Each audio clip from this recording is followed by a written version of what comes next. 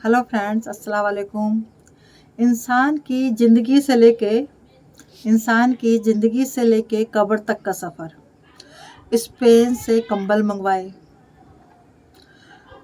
ओढ़ने के लिए और मट्टी की चादर ओढ़ करके सो गए।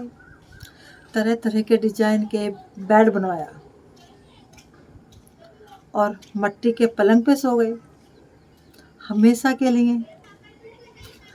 अपनी ख्वाहिशें, बड़े बड़े डिजाइन की लाइटें अपने घरों में लगवाई तो अंधेरी कोठरी में सो गए। वो डिज़ाइन कहाँ रह गए, वो लाइटें कहाँ रह गई आपने जो घर में लगाई। आप तो कोठरी के अंदर सो गए, वो भी ऐसी कोठरी के अंदर जो वहाँ पर एकदम अंधेरा है। अपने घर को चमकाने के लिए तरह तरह के कालीन, अलग अलग तरीके का पेंट, और घर के अंदर कोई कीड़ा ना घुसे उसके पास एक लक्ष्मण रेखा की लाइन या कोई ऐसा केमिकल डाल देते घर में कोई कीड़ा ना घुसे। जब उस काल कोठरी में जाके सो गए तो उन कीड़ों को कैसे रोका जाए जो हर पल आपके शरीर को रुसते रहते हैं। वहाँ पर बदन पर अगर कोई चींटी भी चढ़ गई तो आपने ऐसे करके झाड़ दिया कि आपको अजीब सा लग रहा है, झंझनाहट हो रही है। जब वही चींटी आपके शरीर को नोचेगी तो कैसा लगेगा। घर बनाया, खूब पैसे खर्च करे कि घर हमें सर्दी से बचाएगा, गर्मी से बचाएगा, धूप से बचाएगा, बरसात से बचाएगा।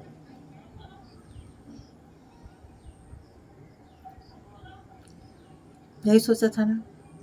जब उस कब्र में जाके, उस काल कोठरी में जाके सो गए और मट्टी की चादर ओढ़ ली तो उस पर जो बारिश पड़ी, धूप पड़ी, गर्मी पड़ी, उसको कैसे बर्दाश्त होगा, वो कैसे बर्दाश्त होगा,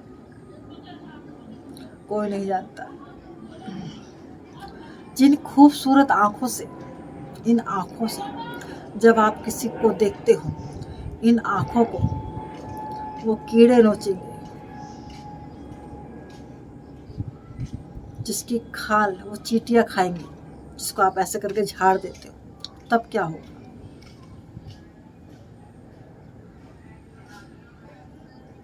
जिंदगी भर इंसान अपना पेट भरने के लिए कभी कहीं धक्के खाता है, कभी कहीं धक्के खाता है, कभी कुछ करता है तो कभी कुछ करता है। उस टाइम क्या करोगे जब आपके पेट पर फटा हुआ होगा, क्योंकि इंसान जब ख़त्म हो जाता है तो सबसे पहले उसका पेट फटता है,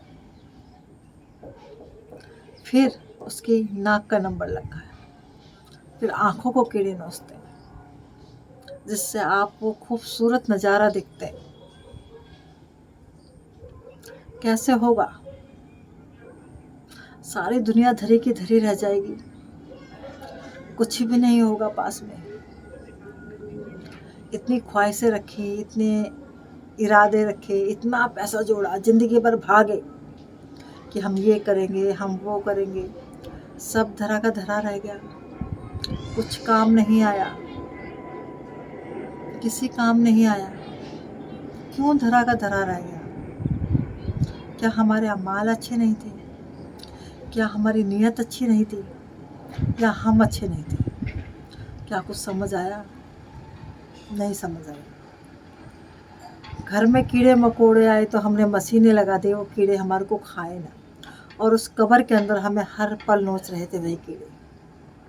क्या तब सोचा था कि हमारे साथ ऐसा होगा? नहीं सोचा था। इंसान जीते जी कभी कहीं भागता है तो कभी कहीं भागता चार पैसे जोड़ने के लिए। वो पैसा उस काल कोठरी में धरा रह गया। उस काल कोठरी में रह के आपने माटी की चादर ओढ़ ली। अभी आपके पैरों में से चप्पल नहीं उतरती है कि मेरे पैर गंदे हो जाएंगे। उस वक्त तो आपका पूरा बदन मट्टी के अंदर होगा, तो कैसा होगा। हमारे अल्लाह ताला ने फरमाया है, हमारे अल्लाह ताला ने फरमाया है कि ऐ मेरे बंदे, दुनिया को लालच की नज़र से मत देख। ऐ मेरे बंदे, दुनिया को लालच की नज़र से मत देख। कब्र में सबसे पहले तेरे वजूद को जो कीड़ा खाता है वो है तेरी आंखें। ऐ बंदे, दुनिया को लालच की नज़र से मत देख। कब्र के अंदर सबसे पहले जो कीड़ा खाता है वो है सबसे पहले तेरी आंखें। वो तेरी आंखें ही होती हैं जो सबसे पहले यही समा बुझाती है। वो आंखें ही होते हैं जो सबसे पहले आंखें बंद होती हैं और पता लगता है कि इसकी समा बुझ चुकी है। और सबसे पहले अल्लाह ताला ने फरमाया है, सबसे पहले इन्हीं आँखों को सबसे पहले कीड़ा खाता है। शरीर के सारे हिस्से में से सबसे पहले जो अगर कीड़ा कोई खाता है तो वो सिर्फ आँख को खाता है। जिस इंसान का यह खतरनाक अंजाम हो कि मौत उसका शिकारी हो, आँखों के फंदे में उसको चारों तरफ कयामत नजर आ रही हो, मुसीबतों की खाइयाँ, गमों के बादल ऊपर मंडरा रहे हो, फिक्रों के समुद्र में डूबा हुआ हो और बीमारी उसको अपना रोल अदा कर रही हो, उसको मौत कहते हैं। दोस्तों की बेवफाई और औलाद, दोस्तों की बेवफाई और औलाद की नाफरमानी उसके दिल पर नस्तर चला रही होती है। हर एक लम्हा याद आता है उस कब्र के अंदर कि मैंने क्या किया, मैंने किसी के साथ क्या किया और मेरे साथ अब क्या होगा। हर मंजर देखता है कब्र के अंदर। कब्र उसको रोजाना पुकार रही होती है कि मैं तन्हा हूँ, प्लीज़ मेरा कोई रिश्तेदार आ जाए, कोई घर परिवार से आ जाए।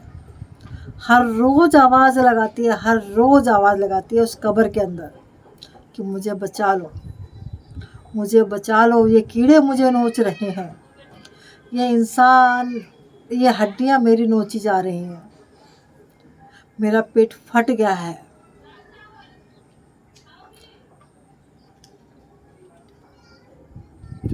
मुझे बचा लो, मेरे रिश्तेदार कहाँ हो तुम, जो हर पल मेरे लिए खड़े रहते थे, आज कहाँ हो तुम, कहाँ है मेरे बच्चे जो हर पल मेरे लिए खड़े रहते थे, आज क्यों नहीं है।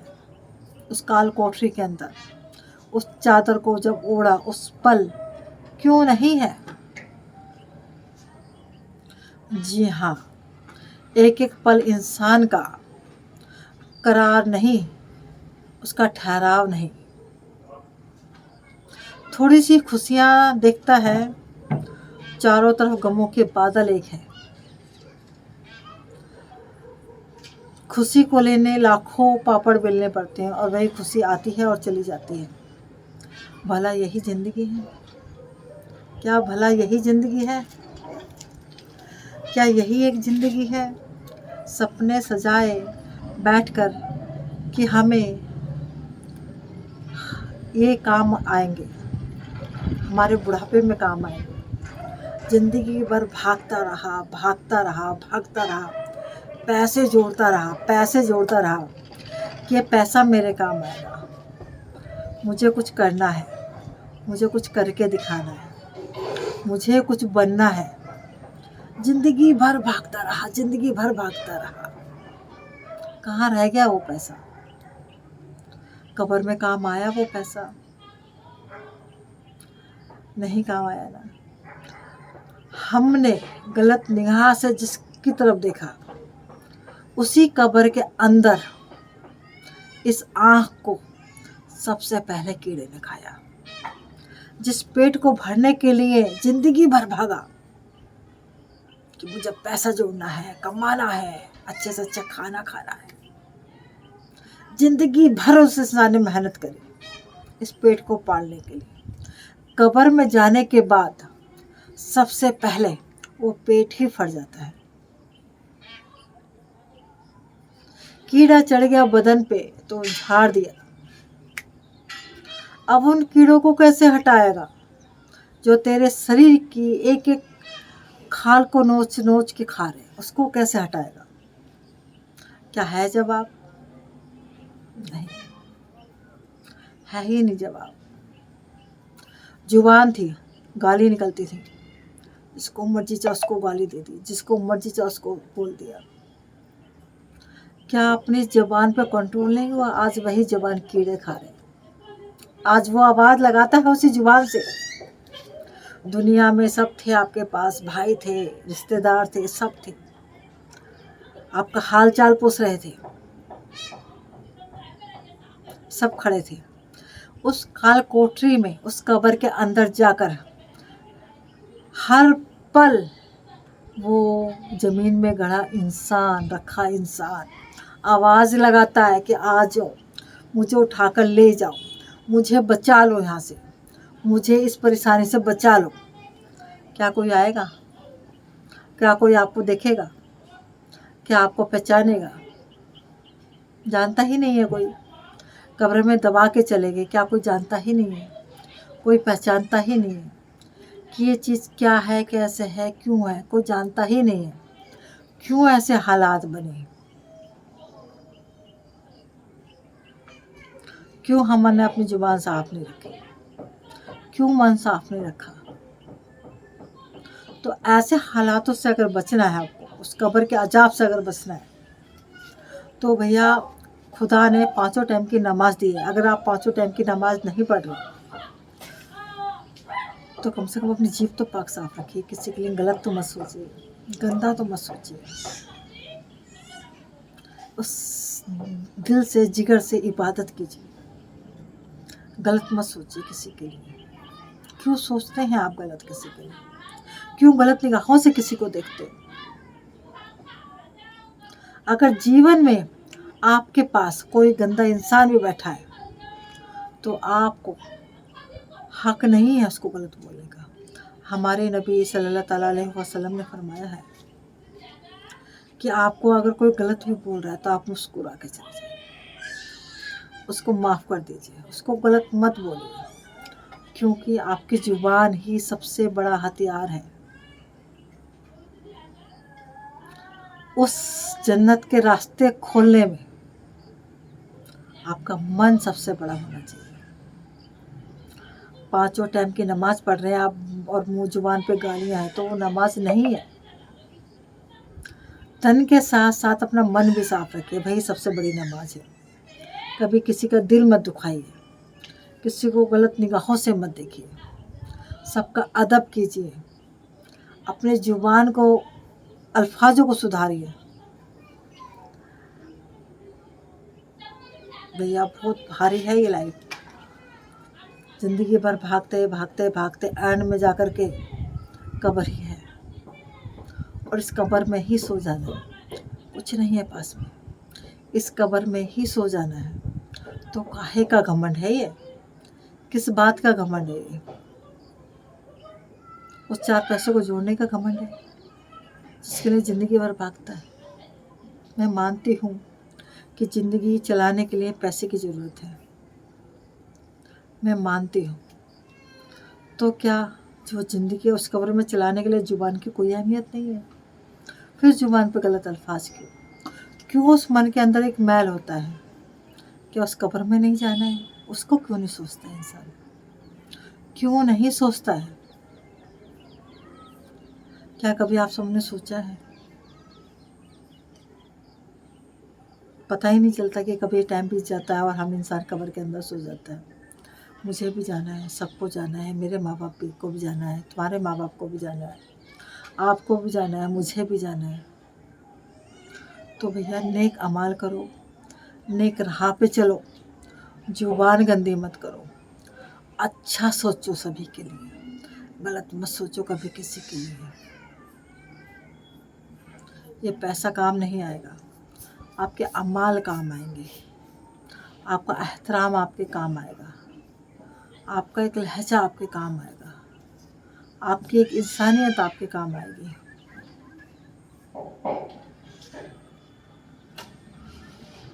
क्यों नहीं समझते हम इन बातों को कि हमें उस काल कोठरी में जाके सो जाना है, जिसको सोचने से ही रूह कांपती है कि वहाँ पर जाके हमारे साथ ऐसा भी कुछ होगा।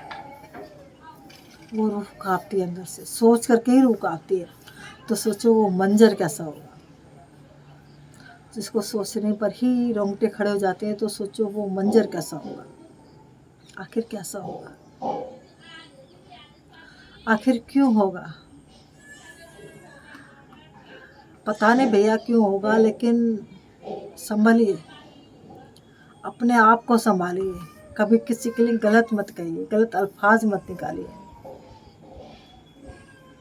बेशक चाहे आप नमाज ना पढ़ो, लेकिन गलत मत बोलिए, किसी के लिए गलत मत सोचिए। ज़िंदगी तो कट जाएगी, वो सफ़र, वो कब्र का रास्ता, वो सफ़र कैसे कटेगा नहीं समझ में आता। आंखों में आंसू आ जाते हैं जब उस मंजर को याद करो। तो ज़िंदगी भर बच्चे को पालते हैं, पोसते हैं, बड़ा करते हैं, भागते हैं पैसों के लिए, उसकी ख्वाहिशें पूरी करवाने के लिए, अपनी ख्वाहिशें पूरी करवाने के लिए। उस कब्र में जब लेट जाता है इंसान, तो ना बेटा याद आता है, ना रिश्तेदार याद आते हैं, कुछ याद नहीं आता। आवाज़ लगाते हैं कि पास कोई नहीं आता, कोई नहीं पास आता। तो यही एक दुनिया है, इसीलिए कर रहे हैं हम सब कुछ।